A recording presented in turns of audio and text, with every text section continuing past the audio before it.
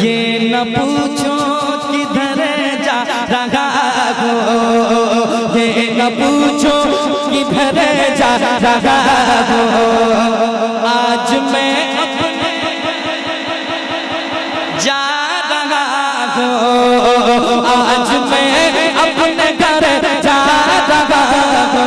अगर आप बैठे रहे तो बहुत सारे कलाम सुनाने हैं, इंशाअल्लाह मैं सुनाऊंगा और आप सुनकर जाएंगे। वो कलाम हुक्म आए, एक बार बुला लीजिए, एक बार बड़े पीर, एक बार बुला लीजिए, एक बार।